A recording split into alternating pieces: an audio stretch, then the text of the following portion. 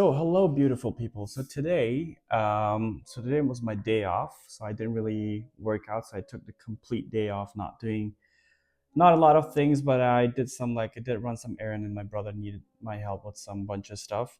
So today, instead of that, I'd rather share with you guys some key lessons that I picked up from this book that I read. It's called The Alchemist. So I don't know. It's a very famous book by Paulo Coelho. It's one of my favorite authors. So I will today share about 15 lessons that I've learned from this book, and I'm going to start with number one. Number one, find a life purpose. So what that means is that in your life you want to do something. Like I know that every each one of us growing up, we have this traditional way of living. Your parents say that, oh yeah, after grade 12 you go to college, you go to university, get a degree, graduate, get a safe job, 9 to 5, and then continue that, pay off your mortgage, contribute towards RRSP, and then die. But the book talks about, like, every each one of us, we are actually born with a life purpose. Human life is very short, especially after high school. You, in a heartbeat, in your 30s, 40s, 50s, life just goes on like on light speed. So find your life purpose, what you want to do, try out different things. If you don't like it, try something else, but don't be stuck at one spot and doing nothing. So find a life purpose. Lesson number two, the success you're looking for is in the work that you're avoiding. So what that means is that most of us, we want to do something, but you don't want to do the boring stuff. So the boring stuff could be anything. If you want to start an let's just say an online business, so you got to learn about like different things like accounting. You have to open a business account, you have to deal with the business structure, you have to recruit, you have to get an accountant. There's so many things that goes into that. Those are the boring stuff. So if you are not willing to do the hard stuff, the boring stuff, you're not doing putting the work, then you're not going to have success. So success doesn't come overnight. I mean, yes, luck does exist, but luck only happens when it's faced with preparation. That's my philosophy. Number three, everything is written in life. I'm the kind of person, I'm still stuck in this dilemma that I'm a I'm not like super religious, but I'm a strong believer of God, and I'm of Muslim faith. But here's the thing: in Quran it says that we have free will, that we can choose anything, but we also have this belief that whatever happens, it happens for a reason. So I'm stuck in this dilemma. But reading this book, it kind of gives you um, that strong sense of faith that maybe, like in life, have you ever come across this one situation that you wanted something so bad, like, or you wanted to get hired at this job so badly, or you wanted to go out with this girl, you want to talk to her, but like things didn't work out and things didn't go your way. But in reality, there's a quote that says that there's always a blessing in every curse. So you might be, let's just say, at the lowest point of your life, it feels like a curse, but sometimes there's a blessing in disguise in the long term that you don't realize it. Only time will unfold that for you. Number four, obstacle is the only way, so embrace it. I know in life that you want to achieve great things, but in order to do that, you're going to be faced with a lot of obstacles. For example, you want to become a doctor, you want to become an engineer, or you want to become a lawyer, you want to start this business, you want to get into this relationship. You will face a lot of obstacles. One thing I've learned in life the hard way is that life is never fair. You only get to play with the cards that's given to you, and you have to make the best out of it. Sometimes you get flashes, sometimes, I don't know, you get a shitty card, so you gotta, play along with that. So that's lesson number four. Lesson number five, it's not the destination, but the journey that matters. What that means is that in your journey of chasing something, for example, you have this goal you set for yourself and you want to reach that. In order to reach it, you're gonna go through a lot of turbulence, a lot of, it's like a roller coaster, ups and downs, ups and downs, but you're gonna face a lot of problems. But along this journey, the lessons that you're going to learn, the person that you will become, it's going to be way better than the destination itself. Because here's the thing, human nature is in a way that once you achieve something, once you got it, like we always pray for something, you want to get this, you want to get rich. For example, when I was a kid, I was praying that, oh, I should have like my own laptop, my own phone, but now I got it, but now it feels like nothing. However, I do have gratitude, but human nature is in a way that subconsciously you take everything for granted. So the same thing is going to apply to your goal as well. That once you reach the destination, you're going to take it for granted, but the journey is the one that actually matters. So pay attention to that. And lesson number 6: your willpower should be stronger than your fears. I know that there's a quote in this movie, I forgot the name, I think The Passengers. It says that the moment that it feels scary to jump is the moment that you should jump. And I can say this from personal experience. There are so many circumstances that I took a leap of faith.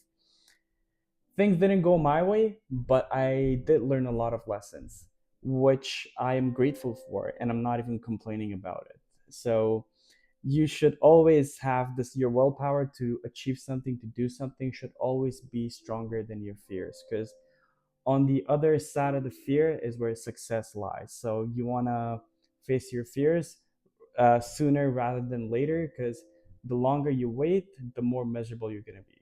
Lesson number 7: love can make a man move mountains, but love should never be your ultimate goal in life. So what that means is that as a man, and this is something also from personal experience that I've learned, is that your purpose as a man should always be higher than your love life. I mean, love is really important. We are uh, human beings are the type of creatures that men cannot live without women, women cannot live without men. We all need each other, we all need love, but love should never be your ultimate goal. You should, yes, have a partner, you should always dedicate time for your partner and your love life, having a family, but at the same time your ultimate goal in life should be higher than that. Because the moment you prioritize love over your purpose is the moment that your downfall starts. And lesson number 8: complacency kills. So you should never be satisfied with your achievement, because the top of one mountain is the bottom of another. So what that means is that in life, no matter how much you achieve, how great you do in everything, um, the moment that you feel accomplish, you feel like you achieve something great, you become arrogant. You're like, okay, I'm doing great. And there's a quote by Marcus Aurelius. He says that um, when you're winning, you're not as good as you think you are, but when you're losing, you're not as bad as you think you are. So here it is. And lesson number 9: anything good and bad happens to you for a reason. So, what that means is that most of the decisions that we make, sometimes we either earn from it or we learn from it. And if something bad happens to you, don't think that this is the end of the world. But if something good happens to you, take it as a blessing and move on. Lesson number 10: some people rather dream than do it. And those are the people that they are afraid of their goals, that sometimes it could be too great to chase that goal, that people will judge them, or they also have this fear of failure, because the fear of failure and fear of success, they're both very realistic. So yeah, both come with consequences, success and failure.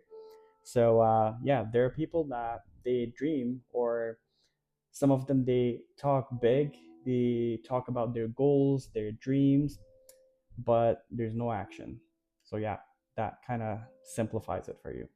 Lesson number 11: present is a gift, so treat it as such and show gratitude. And there's a quote actually from this movie Kung Fu Panda. I don't know if you guys watched it, but Master Oogway talks about that yesterday is a history, tomorrow is a mystery, and today is a gift. So that's why it's called present. So you have to make the best out of that. Lesson number 12, if you fail, fail daring greatly. Because, for example, if you're going to take risk in life and you want to do something, achieve something, and it should be always something big. So the bigger the risk, the bigger the reward. And if you fail, it's all right. You learn, you recover, you come back. And lesson number 13, the price of regret is greater than failure. And by saying that means when you have goals and dreams in life, but there are certain things that you don't like, you dream of it, but you end up not doing it. For example, you were raised, your parents telling you that you should become a doctor or you should become an engineer. So you get so focused in that goal, like making your parents' dream become reality, that you kind of forget working on your own dream. And just like you have life purpose, your parents had their life purpose. And our interests, our goals, our values might be might be similar, but there are differences. We are all different. So if you want to do something, you want to become an actor, because these are like non-traditional things you will be doing, or you want to become an artist, or you want to be do something that's kind of against the norm. You should rather do that than 60, 50, 40 years down the line, you look back, you talk about it, you think about it, be like, you know what, man, I wish I actually tried that. Such a such a regret. You never want to have that moment in your life. So if you want to do something, go after it, try it. If it doesn't work out, at least you will never gonna regret that you didn't try it. At least you did. And lesson number 14, adapt and embrace change. Don't avoid it. What it means by that is that every stage of your life, your teenage years, when you're a baby, your 20s, 30s, each stage of life requires different set of skills, different persona, and different kind of action. And I'm gonna say this from my personal experience. I had to kill my old self in order to be reborn again, a different personality. Because the way human nature is, that you always try to um, adapt in certain situations in order to survive. So for you, in order to survive in this world, in this madness, you have to always adapt and don't complain about if something bad happens to you, because anything bad happens to you sometimes, yes, it could be because of external forces, but it's better to spend that time working on a solution rather than complaining to others. And the last one is my favorite, number 15. When you want something with your whole heart, the whole universe conspires to help you achieve it. So, this is something when it comes to your life purpose. If you want to achieve something that's something very dear to you, something very close to your heart, and you want to achieve that, the whole universe conspires to help you achieve it. And manifestation is very real. I'm a firm believer of that. All right, so this is the end of today's video. This was the review, and these are some awesome lessons I picked up from the book The Alchemist. I highly recommend it for each person out there, especially teenagers. I will see you guys in the next video tomorrow while I'll be working out. All right, take care.